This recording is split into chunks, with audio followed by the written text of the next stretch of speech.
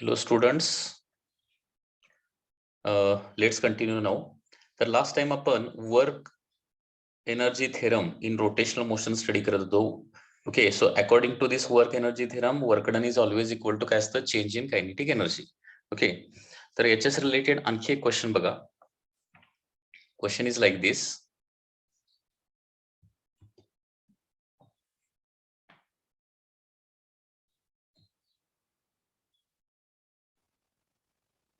A thin meter scale is kept vertical by placing its one end on the floor. Keeping the end in contact stationary, it is allowed to fall. Calculate the velocity of its upper end when it hits the floor. काय दिलंय बघा, एक metre scale आहे. Metre scale म्हणजे metre पट्टी. Okay, ती सुरुवातीला कशी आहे, व्हर्टिकल आहे. It is held vertical.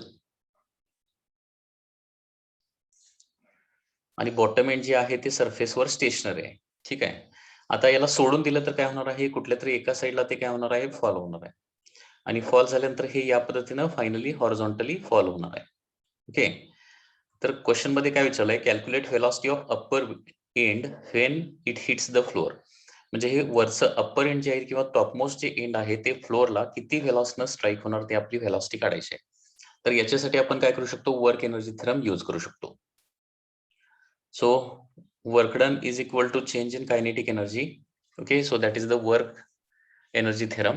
Okay, आता वर्क डन इथे किती होणार आहे, वर्क डन बाय ग्रॅव्हिटी. नेहमी लक्षात ठेवा, एखादी बॉडी एम मासची बॉडी एच हाईटनं खाली आली, कारण हा रॉड काय होणार आहे, खाली पडणार आहे. बरोबर, म्हणजे या रॉडचं जे काय मास, सपोज या रॉडचा मास एम आहे आणि लेंथ एक्झॅक्टली लेंथ जी आहे सपोज एल आहे. आता इथं लेंथ किती असणार आहे, एक्झॅक्टली 1 मीटर असणार आहे. ओके, तर सरफेसवर स्ट्राईक होणार आहे. तर ग्रॅव्हिटीनं केलेलं वर्क डन किती असणार आहे, M into G into height. ज्या हाईट मधून तो खाली येणार आहे ती height. Okay, so work done by ग्रॅव्हिटीचा फॉर्म्युला येणार mgh. Change in kinetic energy म्हणजे काय येणार आहे, final kinetic energy minus initial kinetic energy. Okay, mg. आता किती हाईटनं हा रॉड खाली येणार आहे, तर लक्षात घ्या, त्याचं एक एंड सरफेसवर आहे, तर टॉप वरचं जे एंड आहे ते एल एवढ्या लेंथला सरफेस पासून आहे. तर आपण काय करणार, या रॉडला सपोज आपण पार्टिकल कन्सिडर करायचं झालं तर कुठं कन्सिडर करावं लागेल, त्याच्या सेंटर ऑफ मासला कन्सिडर करावं लागणार आहे. म्हणजे रॉडचं सगळं मास सुरुवातीला या ठिकाणी सेंटरला होतं असं ऍझ्युम करणार आणि फायनली रॉडचं सगळं जे मास आहे ते सरफेसवर येणार आहे असं आपण ऍझ्युम करणार आहे. म्हणजे किती हाईटनं ते खाली येणार आहे, तर L/2 एवढ्या हाईटनं ते खाली येणार आहे. लक्षात येते का, एच म्हणजे काय, सेंटर ऑफ मास न ट्रॅव्हल केलेली हाईट. सेंटर ऑफ मास न ट्रॅव्हल केलेली हाईट, कारण रॉडचा प्रत्येक एलिमेंट तेवढ्याच हाईटनं खाली येत नाही. रॉडचा टॉपमोस्ट जो एलिमेंट असणार आहे किंवा टॉपमोस्ट एंड जे आहे ना ते एल डिस्टन्सनं खाली येणार आहे. म्हणजे सुरुवातीला एल एवढ्या हाईटला होतं, आता ते काय होणार आहे, 0 एवढ्या हाईटला येणार, म्हणजे एल हाईटनं खाली येणार आहे. सेंटर L/2 येणार आहे. बॉटम एंड तर ऍज इट इज सरफेसलाच आहे. ओके, म्हणजे रॉडचं मास जे आहे ते कम्प्लीट मास जे आहे ते कुठं आहे असं ऍझ्युम करायचं, त्याच्या सेंटर ऑफ मासला म्हणजे मिड पॉइंटला आहे असं ऍझ्युम करायचं. ओके, मग मिड पॉइंटला आहे असं ऍझ्युम केलं मास, तर ते मास किती हाईटनं खाली येणार आहे, L/2 एवढ्या हाईटनं खाली येणार आहे. Okay, so mg into L/2. Final kinetic energy म्हणजे काय होणार, हा रॉड काय होणार आहे, रोटेट होणार आहे about one end, half I omega square. Initial काय येणार आहे, 0 येणार आहे, कारण स्टार्टिंग फ्रॉम रेस्ट आहे. Final kinetic energy is half I omega square, कारण त्या रॉडला काय होणार आहे, rotational kinetic energy about one end मिळणार आहे. So mg L/2 is equal to half. आता moment of inertia of rod आपल्याला घ्यावे लागणार आहे. Moment of inertia of rod कुठल्या पॉइंट भोवती घ्यावे लागणार, it is rotating about one end ना. बॉटमचा जो एंड आहे ना त्या एंड पॉइंट भोवती ते काय होणार आहे, रोटेट होणार आहे. तर मोमेंट ऑफ इनर्शिया घ्यावे लागेल ml²/3. बरोबर आहे ना. Moment of inertia of rod if it is rotating about one एंडचा फॉर्म्युला काय असतो, ml²/3 असतो. Okay, into omega square.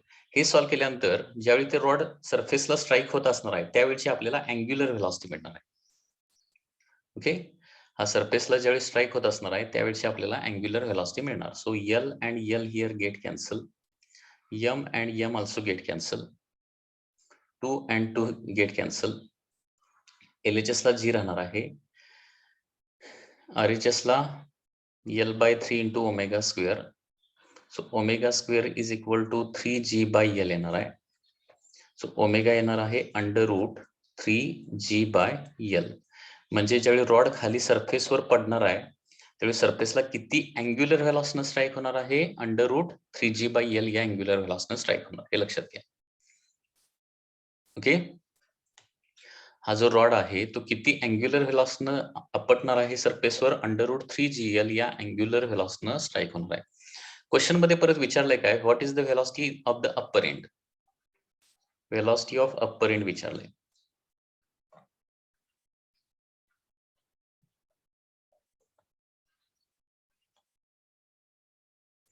Velocity of upper end. तर ते velocity of upper end phi is equal to काय येणार बघा, velocity of upper end phi is equal to omega R असं येणार आहे. व्हेलॉसिटीचा फॉर्म्युला ओमेगा इंटू आर असतो ना. So phi is equal to omega म्हणजे काय येणार आहे √3GL √3G/L येणार आहे इंटू रेडियस म्हणजे काय येणार आहे अप्पर एंडचं सेंटर पासूनचं डिस्टन्स. अप्पर एंडचं सेंटर पासूनचं डिस्टन्स म्हणजे L येणार आहे. Okay, so phi is equal to √3G/L. L ला स्क्वेअर रूट मध्ये घेतलं तरी L स्क्वेअर होणार आहे. So L get cancel, √3GL. Okay, या व्हेलॉसिटीने अप्पर एंड जे आहे ते काय होणार आहे, सरफेसला स्ट्राईक होणार आहे. आता अप्पर एंडची व्हेलॉसिटी विचारली एवढी येणार आहे. मिड पॉइंटची व्हेलॉसिटी विचारली असती तर रेडियस किती घेतली असती, मग मिड पॉइंटची रेडियस L/2 घेतला असता. आणखी कुठल्या तरी पॉइंटची व्हेलॉसिटी विचारलं असतं तर त्या पॉइंटची रेडियस घेतली असती, लक्षात घ्या. आता √3 इंटू G ची व्हॅल्यू 9.8 आणि लेंथ किती आहे 1 मीटर आहे. Because it is a metre scale म्हणल्यावर लेंथ किती येणार आहे 1 मीटर येणार आहे. सो देअरफॉर किती होणार आहे बघा,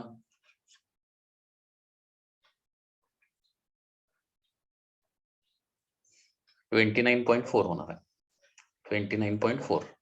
सो 29.4 हे 25 च्या क्लोज आहे. सो आन्सर 5 पॉइंट समथिंग येणार आहे. Okay, answer will be 5 point something.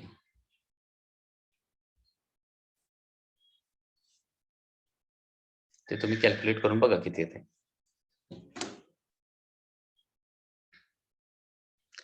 29.4 चा स्क्वेअर रूट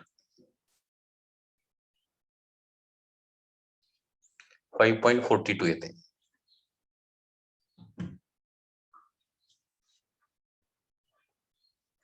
मीटर पर सेकंड. अँग्युलर व्हेलॉसिटीचं युनिट काय असतं, radian per second.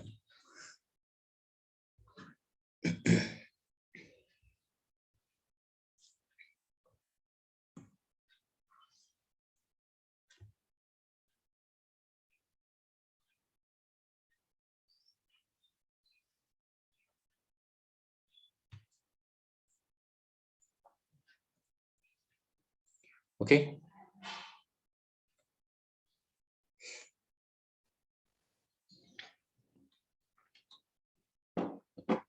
the energy of 484 joule is spent in increasing the speed of flywheel from 60 rpm to 360 rpm. Calculate moment of inertia of the flywheel. म्हणजे बघा, energy spent म्हणजे work done असं म्हणू शकतो. Work done is 484 joule. increasing the speed of the flywheel from 60 rpm. 60 rpm म्हणजे 60/60, that is 1 rps. N2 is equal to 360 rpm. म्हणजे speed 60 rpm to 360 rpm दिलेला आहे. So N2 is equal to 360 divided by 60, that is equal to 6 rps होणार आहे. Calculate moment of inertia of the flywheel. Moment of inertia calculate करायचं आहे. तर work done is equal to final kinetic energy minus initial kinetic energy. Work done is equal to final kinetic energy म्हणजे half I ω2² minus ω1² असं आपण लिहू शकतो. Half I omega 2 square म्हणजे final kinetic energy, half I omega 1 square म्हणजे initial kinetic energy. Okay, so half I 4 pi square पण common काढू शकतो, n2 square minus n1 square होणार आहे. पण आपल्याला इन्फॉर्मेशन एनच्या स्वरूपात अवेलेबल आहे, बरोबर आहे ना. It is available in the form of N.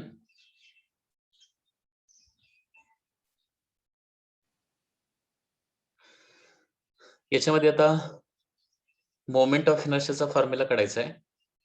2 न 4 ला डिवाइड केलं तर 2 येणार आहे. ओके, आता हे ओमेगा 2 स्क्वेअरच्या ठिकाणी n2 स्क्वेअर कसं रिप्लेस केलं लक्षात आलं ना. कारण ओमेगा म्हणजे असतं 2 पाय n, म्हणजे omega square is equal to काय येणार 4 पाय स्क्वेअर n स्क्वेअर येणार आहे. ओमेगा स्क्वेअर काय येणार आहे 4 पाय स्क्वेअर n स्क्वेअर. म्हणजे 4 पाय स्क्वेअर जर कॉमन काढलं तर काय येणार आहे ओमेगा 2 स्क्वेअर म्हणजे 4 पाय स्क्वेअर n2 स्क्वेअर होणार. ओमेगा 1 स्क्वेअर म्हणजे 4 पाय स्क्वेअर n1 स्क्वेअर होणार आहे. तर त्याच्यामध्ये 4 पाय स्क्वेअर जे आहे ते कॉमन काढलेले आहे. ओके, 4 pi square common काढलं n2 square minus n1 square. Okay, and therefore here moment of inertia I is equal to W divided by काय होणार आहे I as it is ठेवणार आहे, बाकीचे सगळे टर्म तिकडे येणार आहे 2 pi square in bracket n2 square minus n1 square येणार आहे. Okay, so work done is 484 divided by 2 pi square in bracket n2 square, n2 म्हणजे 6 चा स्क्वेअर ना, इथे होणार आहे 36 मायनस n1 स्क्वेअर म्हणजे 1 चा स्क्वेअर, दॅट इज 1.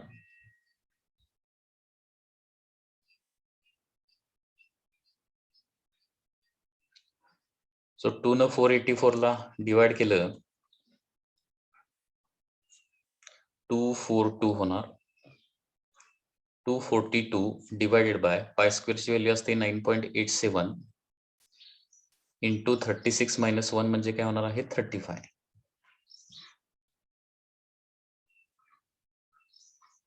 ओके, हे कॅल्क्युलेशन आपल्याला करावं लागणार आहे.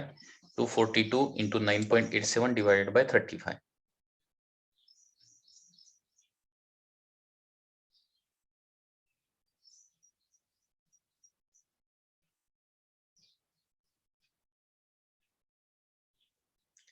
So answer is coming to be 0.7 kg meter per second. Sorry, kg meter square per second. kg meter square per second. Sorry, kg meter square फक्त येणार. kg meter square. Moment of inertia only. Okay. So 0.7 kg meter square is the answer.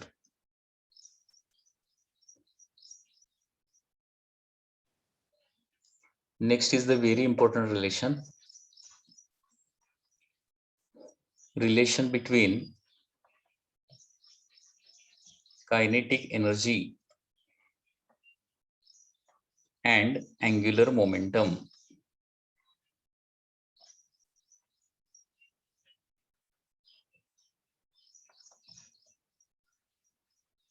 Relation between kinetic energy and angular momentum. यांच्यामधलं relation काय येणार बघा, relation between kinetic energy and angular momentum. तर लक्षात घ्या, आपल्याला कायनेटिक एनर्जी, रोटेशनल कायनेटिक एनर्जीचा formula काय आहे, कायनेटिक एनर्जी म्हणजे कुठली रोटेशनल कायनेटिक एनर्जी आणि अँग्युलर मोमेंटम यांच्यामधलं रिलेशन आपल्याला फाइंड आउट करायचं आहे. ओके, तर अँग्युलर मोमेंटमचा फॉर्म्युला काय बघा, वी नो दॅट अँग्युलर मोमेंटमला आपण एल न डिनोट करतो, बरोबर आहे ना. L is equal to I into omega असं रिलेशन आहे, आणि त्याच्यामुळे L square is equal to काय येणार आहे आय स्क्वेअर ओमेगा स्क्वेअर येणार आहे. L square is equal to I square omega square. आता याच्यातलं एक आय जे आहे ते LHS ला आणूया. L square divided by I is equal to काय येणार आहे I into omega square. Okay, म्हणजे राईट हँड साइडचं एक आय LHS ला घेतलेला आहे, त्याच्यामुळं L square bye I is equal to I omega square. आता दोन्ही साईडला हाफ न मल्टिप्लाय करूया. So L square divided by 2i is equal to काय येणार आहे हाफ आय ओमेगा येणार आहे. ठीक आहे, हाफ आय ओमेगा स्क्वेअर येणार आहे. दोन्ही साईडला हाफनं मल्टिप्लाय केलेलं आहे. So L square by 2i is equal to half I omega square. आता हाफ आय ओमेगा स्क्वेअर म्हणजेच काय आहे? Rotational kinetic energy. So therefore rotational kinetic energy is equal to काय असतं? L square divided by 2i असणार आहे. तर हे आहे अँग्युलर मोमेंटम आणि कायनेटिक एनर्जी यांच्यामधलं relation. Okay, so rotational kinetic energy is equal to काय येणार आहे? L square divided by 2i. Okay, हाच फॉर्म्युला ओमेगाच्या स्वरूपात पण आपण काढू शकतो. आय ला सपोज रिप्लेस केलं. Okay, L is equal to I omega ना. So therefore I is equal to L divided by omega येणार. I is equal to L divided by omega येणार. सो आयच्या ठिकाणी एल डिवायडेड बाय ओमेगा ठेवलं तर kinetic एनर्जीचा आणखी एक formula काय येणार आहे? Kinetic energy is equal to L square divided by 2 L by omega. आता याच्यामध्ये एक एल एल कॅन्सल होईल आणि काय येणार आहे? Omega L by 2. हा देखील कायनेटिक एनर्जीचा एक फॉर्म्युला येतो. ओके, तर पुन्हा एकदा बघा, कायनेटिक एनर्जीचे फॉर्म्युले बघा. पहिला फॉर्म्युला तर basic formula half I omega square. हा फॉर्म्युला कशाच्या स्वरूपात आहे? आय आणि ओमेगाच्या स्वरूपात. दुसरा L square divided by 2i. हा फॉर्म्युला खूप इम्पॉर्टंट आहे, लक्षात घ्या. ओके, हा झाला अँग्युलर मोमेंटम आणि मोमेंट ऑफ इनर्शियाच्या स्वरूपात. आणि तिसरा ओमेगा एल डिवायडेड बाय 2. हा झाला अँग्युलर व्हेलॉसिटी आणि अँग्युलर मोमेंटमच्या स्वरूपात. ओके, तर हे कायनेटिक एनर्जीचे या पद्धतीनं 3 फॉर्म्युले आहेत. जे तीनही फॉर्म्युले तुम्हाला पाठ असणं आवश्यक आहे, इम्पॉर्टंट आहे. ओके, कायनेटिक एनर्जीचे 3 फॉर्म्युले पुन्हा एकदा बघा. पहिला तर सगळ्यांना पाठ असेलच, हाफ आय ओमेगा स्क्वेअर. दुसरा आहे L square divided by 2i. L square divided by 2i. Angular momentum square divided by 2 times moment of inertia. आणि तिसरा आहे omega L by 2. Okay, omega L divided by 2. आणि याच्यावरून तुम्ही ratio वगैरे सगळा लिहू शकताय.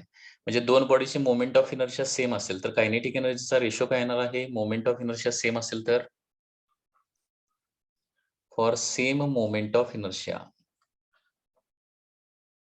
दोन बॉडीची मोमेंट ऑफ इनर्शिया जर सेम असेल तर कायनेटिक एनर्जीला फक्त आपण के म्हणूया. K1 by K2 is equal to, पहिल्या फॉर्म्युल्यामध्ये मोमेंट ऑफ इनर्शिया आहे, हाफ आणि आय मग कॉन्स्टंट येणार आहे. त्याच्यामुळे काय येणार आहे? ओमेगा 1 बाय ओमेगा 2 स्क्वेअर येणार आहे.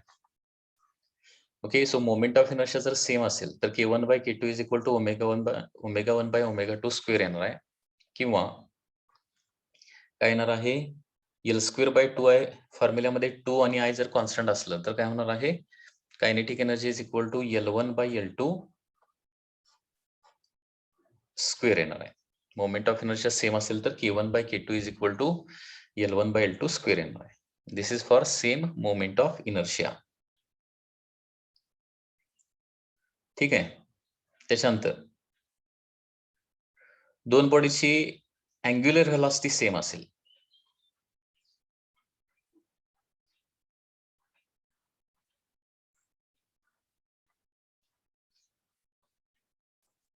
दोन बॉडीची अँग्युलर व्हेलॉसिटी सेम असेल तर कायनेटिक एनर्जीचा रेशो काय येणार आहे? अँग्युलर व्हेलॉसिटी सेम असेल तर फर्स्ट आणि थर्ड मध्ये अँग्युलर व्हेलॉसिटी आहे. ओके, फर्स्ट आणि थर्ड मध्ये, फर्स्ट फॉर्म्युला आणि थर्ड फॉर्म्युलामध्ये ओमेगा जर कॉन्स्टंट घेतलं, ओके, तर K1 by K2 is equal to I1 by I2 येणार. कारण हाफ आणि ओमेगा कॉन्स्टंट झालं. ओके, आणि K1 by K2 is equal to L1 by L2 येणार आहे. म्हणजे लक्षात घ्या, दोन बॉडीचे मोमेंट ऑफ इनर्शिया सेम असेल तर K1 by K2 L1 by L2 square येते. आणि दोन बॉडीची अँग्युलर व्हेलॉसिटी सेम असेल तर K1 by K2 just L1 by L2 येते. त्याच्यामुळे प्रॉब्लेम सोडवत असताना काही वेळेला हा रेशो विचारला जातो, कायनेटिक एनर्जीचा रेशो. ओके, तर त्यावेळी L1 बाय L2 चा स्क्वेअर करायचा का L1 बाय L2 फक्त लिहायचं हे तुम्हाला कळलं पाहिजे. त्या प्रॉब्लेम मध्ये हे तुम्हाला दिलेलं असणार आहे की मोमेंट ऑफ इनर्शिया सेम असणार का अँग्युलर व्हेलॉसिटी सेम असणार आहे. ठीक आहे, आता हे झालं कायनेटिक एनर्जीचे फॉर्म्युले. तसे अँग्युलर मोमेंटमचे फॉर्म्युले काय येणार आहेत? अँग्युलर मोमेंटमचे फॉर्म्युले. ओके, सिमिलरली आताच आपण बघितलं की कायनेटिक एनर्जी म्हणजे काय असतं? L square divided by 2i असतं. Kinetic energy is equal to L square divided by 2i. So L square is equal to 2i. Kinetic एनर्जीला फक्त के सिंबल वापरूया, 2ik. सो अँग्युलर मोमेंटम येणार आहे under root 2ik. Okay, म्हणजे याच्यावरून जर दोन बॉडीची एमआय सेम असेल तर L1 by L2 is equal to काय येणार आहे under root K1 by K2 येणार आहे. This is for same MI. दोन बॉडीचे मोमेंट ऑफ इनर्शिया सेम असेल तर L1 by L2 is equal to under root K1 by K2 येणार आहे.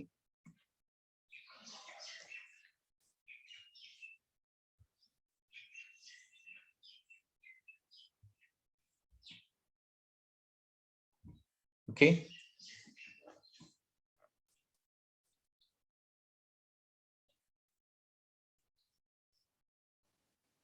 क्वेश्चन मध्ये काय दिलंय बघा, if rotational kinetic energy of body is increased by 300%, determine percentage increase in angular momentum. म्हणजे kinetic energy 300% increase झाली तर अँग्युलर मोमेंटम किती पर्सेंटनं चेंज होईल. आता इथं कॉन्स्टंट काय राहणार आहे, बॉडी तीच आहे, बॉडी चेंज झालेली नाहीये, म्हणजे मोमेंट ऑफ इनर्शिया काय असणार आहे इथं कॉन्स्टंट असणार आहे. बॉडी तीच, ऍक्सिस तोच आहे, फक्त काय झालेलं आहे त्याच बॉडीची त्याच ऍक्सिस भोवती कायनेटिक एनर्जी इन्क्रीज्ड बाय 300% म्हटलंय, म्हणजे K2 बाय K1 लिहूया. म्हणजे सुरुवातीला कायनेटिक एनर्जी 100 असेल, 100% असेल, तर इन्क्रीज्ड बाय 300 म्हणजे काय होणार आहे, फायनली 400% होणार आहे. ओके, सुरुवातीला 100 म्हणजे पर्सेंटेज इन्फॉर्मेशन जर दिलेली असेल तर इनिशियल व्हॅल्यू किती कन्सिडर करायची, 100% कन्सिडर करायची. तर इनिशियल 100% असेल तर फायनल किती होणार आहे 300%. इन्क्रीज्ड बाय म्हटलंय. ठीक आहे, आता सेम मोमेंट ऑफ इनर्शिया असेल, okay, percentage increase in angular momentum, तर त्याच्यासाठी अँग्युलर मोमेंटमचा फॉर्म्युला लिहा अगोदर. अँग्युलर मोमेंटमचा फॉर्म्युला काय आहे, अँग्युलर मोमेंटम काढायचं ना, जे काढायचं आहे त्याचा formula L is equal to under root 2ik. आता इथं अँग्युलर मोमेंट ऑफ इनर्शिया तेवढीच राहणार आहे, 2 is also constant, so therefore L2 by L1 लिहूया. अंडर रूट काय लिहिणार आहे K2 by K1. Therefore L2 by L1 is equal to under root, okay, K2 400, K1 आहे 100, दोन्हीचा स्क्वेअर रूट निघतोय, 400 चा 20 आणि 100 चा किती 10. परत काय करतो, डिनॉमिनेटर 100 करतो, डिनॉमिनेटर 100 करण्यासाठी डिनॉमिनेटरला 10 न मल्टिप्लाय करायला पाहिजे, मग न्यूमरेटरला देखील काय करावं लागेल 10 न मल्टिप्लाय करावं लागणार आहे. स्क्वेअर रूट काढल्यावर 20 बाय 10 येणार, म्हणजे असं लिहूया L2 by L1 is equal to 200 by 100 मी लिहू शकतो. म्हणजे याचा मिनिंग काय झाला, सुरुवातीला अँग्युलर मोमेंटम 100% असेल तर नंतर ते 200% होणार आहे. ओके, 200% होणार म्हणजे पर्सेंटेज इन्क्रीज किती येणार आहे, किती पर्सेंटने इन्क्रीज होणार आहे.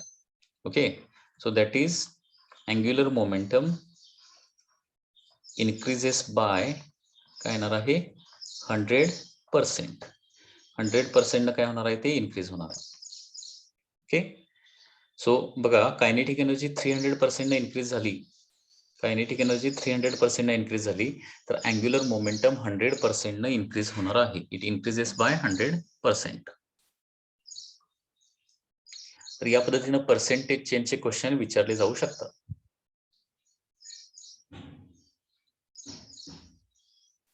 असाच आणखी एक सिंपल क्वेश्चन बघूया. If,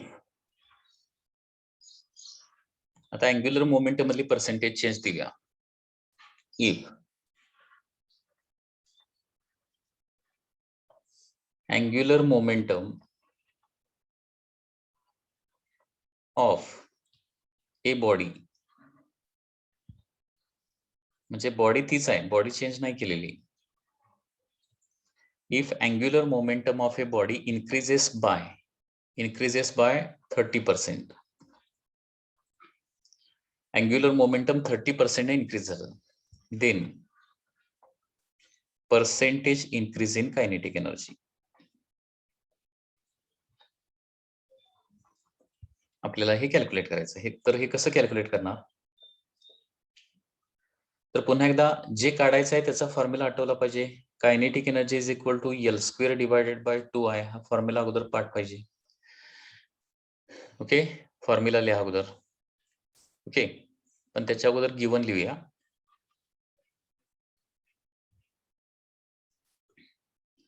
that is L2 divided by L1. म्हणजे इनिशियल अँग्युलर मोमेंटम 100 असेल तर अँग्युलर मोमेंटम इन्क्रीज्ड बाय 30% म्हटलंय. म्हणजे सुरुवातीला 100% असेल तर नंतर 130% होणार आहे. पुन्हा एकदा सांगतोय, पर्सेंटेज मध्ये इन्फॉर्मेशन दिलेली असेल तर इनिशियल व्हॅल्यू 100 कन्सिडर करायची आणि न्यू व्हॅल्यू वाढवून किंवा कमी करून जे काय सांगितलेलं असेल त्या पद्धतीनं लिहायचं आहे. Okay, now kinetic energy. Now kinetic energy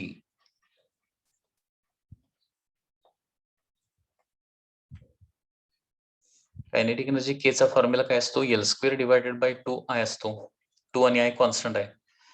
so therefore K2 by K1 is equal to लिहिणार L2 by L1 bracket square. 0 0 cancel केलं तर 13 डिवायडेड बाय 10 होणार.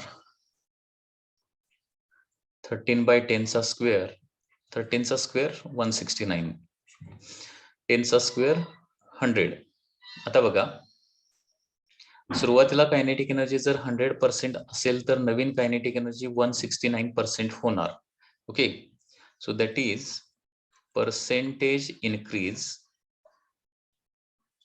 इन कायनेटिक एनर्जी इज 69% येणार. Percentage increase in kinetic energy is 69%. That is the answer.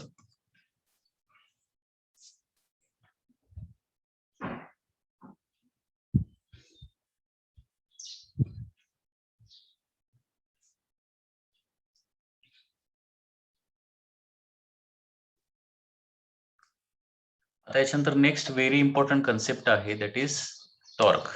Okay, तर टॉर्कची concept बघूया. हे torque जे आहे ते Greek alphabet tau, okay, TAU tau या ग्रीक अल्फाबेटनं डिनोट केलं जातं, टाऊ. ओके, आता टॉर्क म्हणजे एक्झॅक्टली काय असतं तर rotational capability of the force किंवा ability of the force to rotate the body is called as torque. Okay, so ability, simple definition कशी होणार बघा, ability of force to produce rotational motion.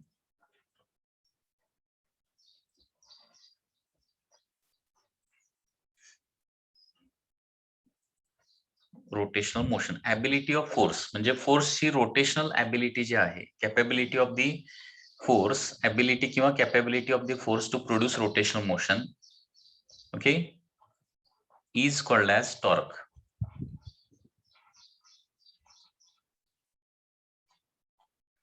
म्हणजे थोडक्यात टॉर्क मुळे काय होते, रोटेशनल मोशन क्रिएट होते. जसं फोर्स मुळे काय होते, ट्रान्सलेशनल मोशन क्रिएट होते, तसं टॉर्क मुळे काय होते, रोटेशनल मोशन क्रिएट होते. म्हणजे लक्षात घ्या, फोर्स आणि टॉर्क ह्या काय आहेत, अॅनालॉगस म्हणजे सिमिलर टर्म आहेत. ओके, म्हणजे आपण असं लिहू शकतो, torque in rotational motion, torque in rotational motion म्हणजे रोटेशनल मोशन मधला टॉर्क हा कोणाला सिमिलर असणार आहे, is analogous to force in translational motion.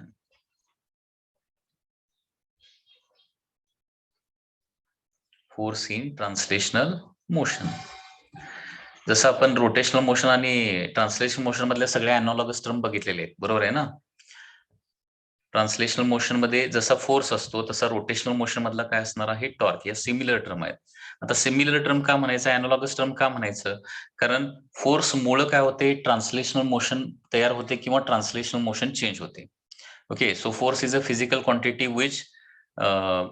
Which काय करते, moves the body from the rest or changes the velocity of the body. तसं torque काय करतं, बॉडी रेस्ट मध्ये असेल तर त्याला रोटेशनल मोशन देतं किंवा ऑलरेडी रोटेशनल मोशन मध्ये असेल तर त्याची अँग्युलर व्हेलॉसिटी जी आहे ती चेंज करायचं काम टॉर्क करतं. ओके, सो टॉर्क मुळे रोटेशनल मोशन होते, प्रोड्यूस होते. जसं फोर्स अप्लाय केला, बॉडी रेस्टला असेल आणि नेट रिझल्टंट फोर्स अप्लाय केला तर बॉडी मोशन मध्ये जाणार आहे. तसं बॉडी रेस्ट मध्ये असेल आणि त्याच्यावर टॉर्क अप्लाय केला, फोर्स नाही, टॉर्क अप्लाय करायला पाहिजे, तरच बॉडी काय होणार आहे, रोटेशनल मोशन मध्ये जाणार आहे. ओके, ऍक्च्युली टॉर्क कोणामुळे प्रोड्यूस होतोय, फोर्समुळेच. परंतु फोर्स एका पर्टिक्युलर डायरेक्शन अप्लाय केला तर रोटेशनल मोशन क्रिएट होणार आहे. तर ability of force to produce rotational motion is called as torque. फोर्सची ऍबिलिटी आहे, ओके, फोर्सची कॅपेबिलिटी आहे to produce the rotational motion, that is the torque. Okay, टॉर्कला असं पण म्हटलं जातं, torque is also called age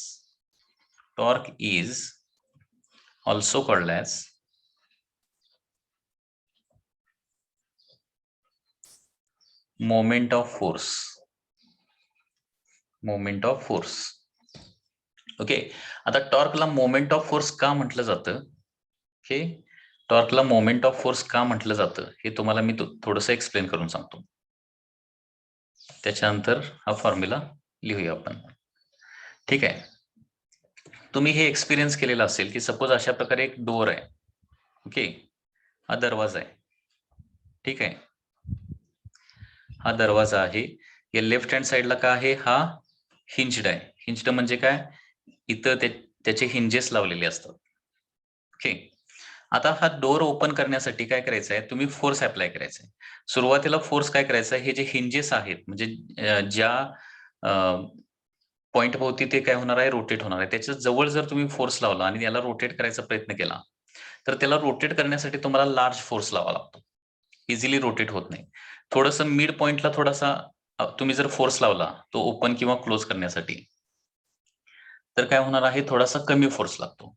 आणि सगळ्यात कमी फोर्स कधी लागतो माहित आहे, तेवढाच फोर्स ज्यावेळी तुम्ही काय करताय, अगदी रॉडच्या इकडच्या राईट एंडला म्हणजे हिंजेस पासून सगळ्यात दूरवरच्या डिस्टन्सला, म्हणजे ऍक्सिस ऑफ रोटेशन पासून मॅक्सिमम डिस्टन्सला तुम्ही फोर्स लावला, तेवढाच फोर्स लावून बघायचा आहे. तर काय होतो, डोअर जो आहे तो इझिली ओपन होतो. म्हणजे डोअर ओपन किंवा जर क्लोज करायचा असेल तर फोर्स कुठं लावल्यावर तो इझिली रोटेट होतो, तर ऍक्सिस ऑफ रोटेशन पासून दूरवर लावल्यानंतर. ऍक्सिस ऑफ रोटेशनच्या जवळ जर फोर्स लावला, ऍक्सिस ऑफ रोटेशन किंवा हिंजेस, जिथे हिंजेस आहेत ना, त्या क्लिप्स असतात बघा, क्लिप्स किंवा हिंजेस, त्याच्या जवळ फोर्स लावून तुम्ही डोअर ओपन करायचा प्रयत्न करा. हा तुम्ही एक्सपेरिमेंट ऍक्च्युअली करू शकताय. हिंजेसच्या जवळ अगदी फोर्स लावला तर ते डोअर इझिली ओपन होत नाही, खूप फोर्स लावावा लागतो, त्यावेळी ओपन होणार आहे किंवा क्लोज होणार आहे. परंतु तेच हिंजेस पासून दूरवर फोर्स तुम्ही अप्लाय केला तर मात्र ते डोअर काय होतं, तेवढ्याच फोर्सनं इझिली ओपन किंवा क्लोज होतं, म्हणजे रोटेट होतं. म्हणजे याचा मिनिंग काय होतो, आता हा जो डोअर रोटेट होणार आहे ना, या हिंजेस एका साईडला त्याला काय आहेत, हिंजेस आहेत. ओके, त्याच्यामुळे काय होणार आहे, हा डोअर रोटेट होणार आहे. तर डोअर रोटेट जो होणार आहे तो कशावर डिपेंड असणार आहे, एक पहिली गोष्ट म्हणजे मॅग्निट्यूड ऑफ फोर्सवर पण डिपेंड असणारच आहे. जास्त फोर्स लावला तर लगेच ओपन होणार किंवा रोटेट होणार आहे, जास्त फोर्स लावला तर लगेच रोटेट होणार, कमी फोर्स लावला तर काय होणार आहे, स्लोली रोटेट होणार आहे. बरोबर आहे. आणि त्याचबरोबर दुसरी गोष्ट आणखी कशावर डिपेंड असणार आहे, डिस्टन्स फ्रॉम द ऍक्सिसवर देखील डिपेंड असणार आहे. ऍक्सिसच्या जवळ जर फोर्स लावला तर काय होतं, इझिली रोटेट होत नाही किंवा फास्ट रोटेट होत नाही. ओके, तेच ऍक्सिस पासून दूरवर फोर्स लावला तर मात्र काय होतो, इझिली तो रोटेट होतो. So rotational capability of force दोन गोष्टीवर डिपेंड असते. Okay, hence rotational capability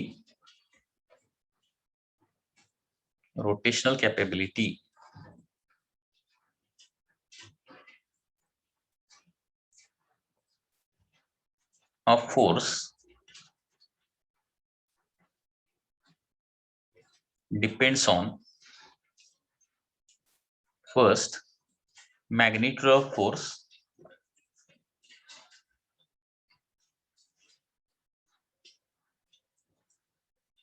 that is F, फोर्सचे मॅग्निट्यूड किती आहे. दुसरी गोष्ट म्हणजे काय आहे, perpendicular distance from the axis,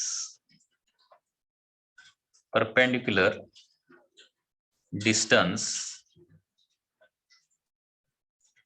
from axis म्हणजे त्या फोर्सचं ऍक्सिस पासूनचं distance, perpendicular distance from the axis. Okay, त्याच्यामुळे आपण असं लिहू शकतो की हा जो टॉर्क आहे टॉर्क हा डायरेक्टली प्रोपोर्शनल टू फोर्स असणार आहे आणि हा टॉर्क ओके रोटेशनल कॅपेबिलिटी म्हणजेच काय येणार आहे टॉर्क ना ऍबिलिटी ऑफ फोर्स किंवा capability of force to produce rotational motion त्याला टॉर्क म्हणतो हा torque directly proportional to force आणि हा torque directly proportional to perpendicular distance असणार आहे and therefore torque is directly proportional to both force and perpendicular distance okay तर इथं constant हा 1च कन्सिडर केला जातो सो टॉर्क काय येणार आहे फोर्स इंटू काय येणार आहे perpendicular distance from the axis येणार आहे आता तुम्हाला माहिती आहे की एखाद्या फिजिकल क्वांटिटीला परपेंडिक्युलरनं मल्टिप्लाय केलं परपेंडिक्युलर डिस्टन्सनं मल्टिप्लाय केलं की त्याला काय म्हणतो आपण मोमेंट असं म्हणतो जसं आपण मोमेंट ऑफ अँग्युलर मोमेंटम म्हटलेलं होतं मोमेंट ऑफ अँग्युलर मोमेंटम म्हणजे काय sorry moment of linear momentum म्हटलं होतं मोमेंट ऑफ लिनियर मोमेंटम म्हणजे काय अँग्युलर मोमेंटम ना म्हणजे लिनियर मोमेंटमला परपेंडिक्युलर डिस्टन्सनं मल्टिप्लाय केलं की काय मिळतं आपल्याला अँग्युलर मोमेंटम मिळतं तसं फोर्सला परपेंडिक्युलर डिस्टन्सनं मल्टिप्लाय केलं की टॉर्क मिळतो लक्षात घ्या फोर्सला परपेंडिक्युलर डिस्टन्सनं मल्टिप्लाय केलं की आपल्याला टॉर्क मिळतो आणि म्हणून असं म्हटलं जातं की torque is called as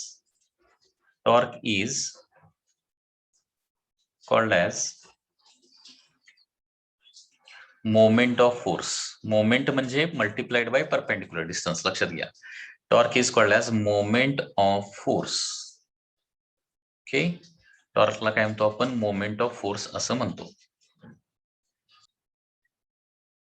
okay तर या पद्धतीनं हा टॉर्कचा मॅग्निट्यूडच्या स्वरूपात पहिला फॉर्म्युला आहे तर टॉर्कचे सगळे फॉर्म्युले इथं मी लिहिणार आहे लक्षात घ्या टॉर्कचे फॉर्म्युले काय काय येणार बघा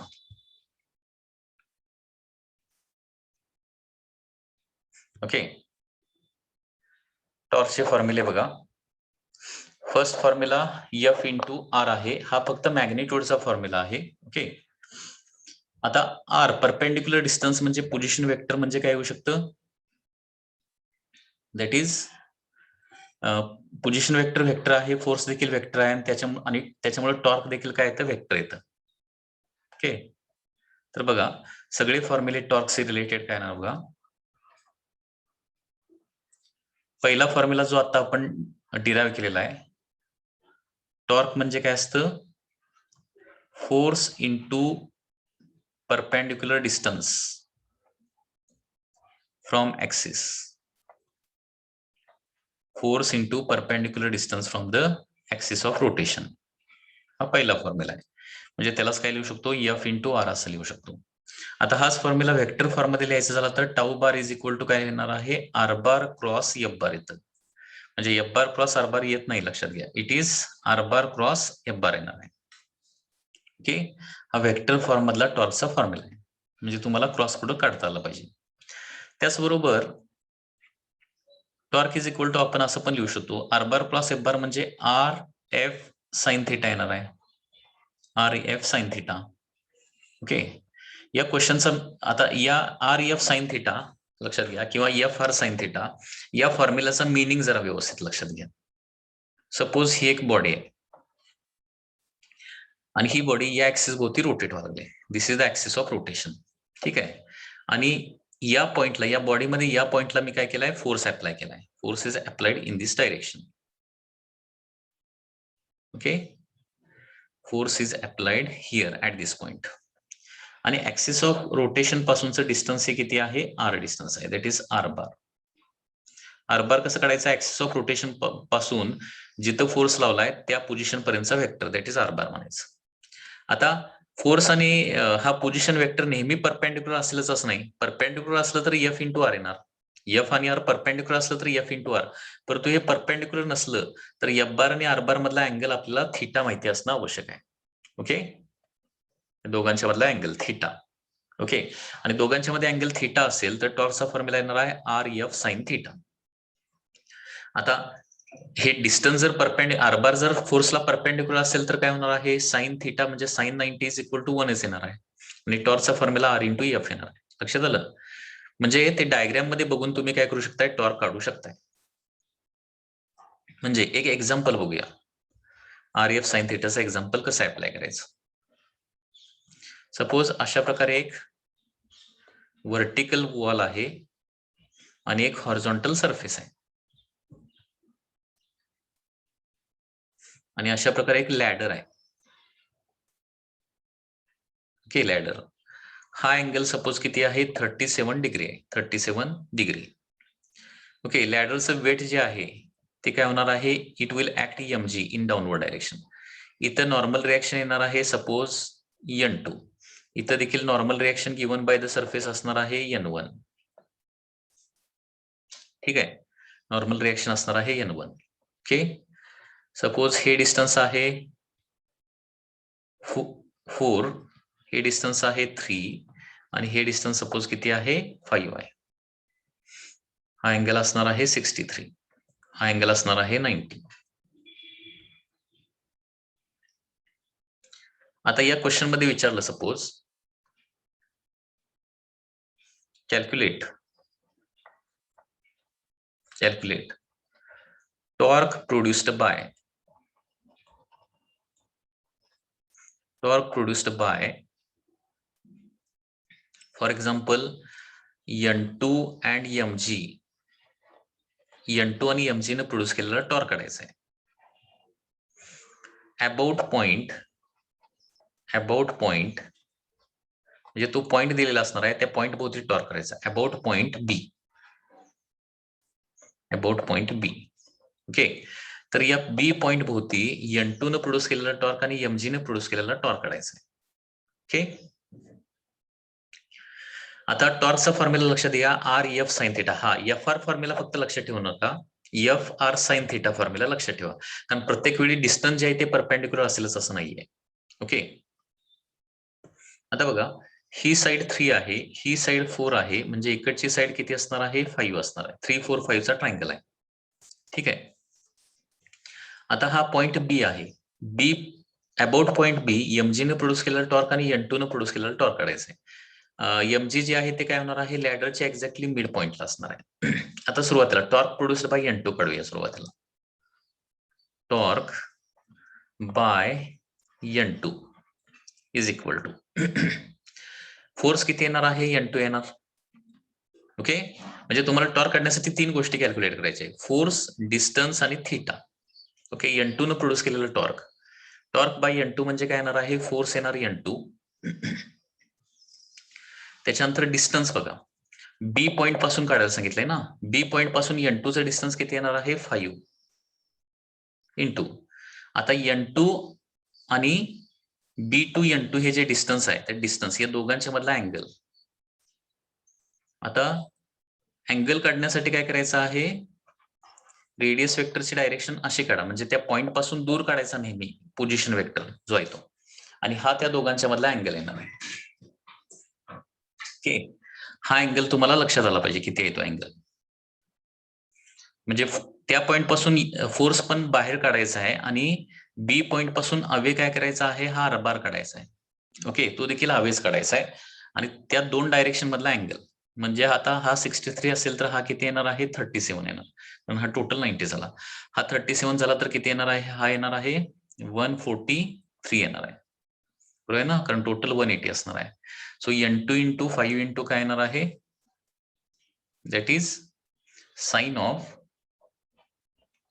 143. हा टॉर्क प्रोड्यूस बाय काय येणार आहे, n2 येणार आहे.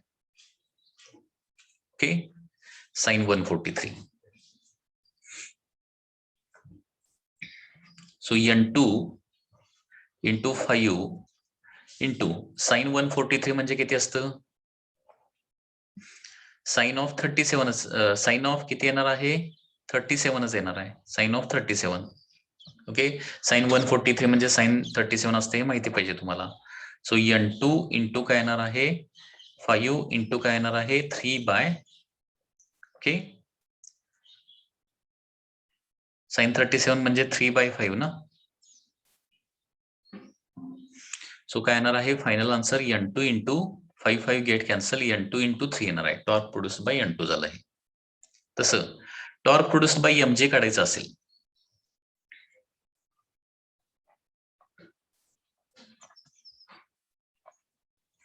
तर force mj as it is येणार आहे.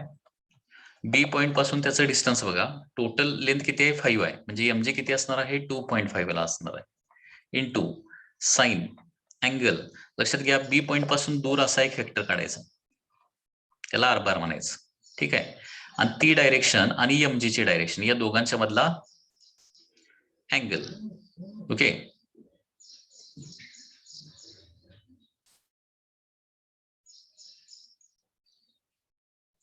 हा अँगल 53 येणार. सॉरी, इथं 53 अँगल आहे. 37 हा 53, 63 नव्हे 53, म्हणजे परत इथं 37 येतो. हे करेक्ट आहे. ओके, आता इथं 37 असेल तर इथं काय येणार आहे, 63 येणार.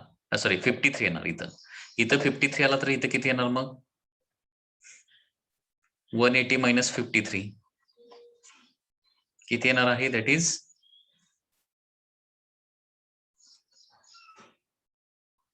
127 sine 127. So mg into 2.5 into sine 127 म्हणजे साइन 53 येतं परत. So mg into 2.5 into sine 53 म्हणजे 4/5 असतं. ओके, सो mg इंटू 2 म्हणजे आन्सर काय येणार आहे, दॅट इज 2mg येणार आहे. ओके, तर या पद्धतीनं टॉर्क. आता टॉर्क से रिलेटेड असे आणखी काही प्रॉब्लेम आपण काय करूया, नेक्स्ट लेक्चरला सॉल्व्ह करूया. ओके.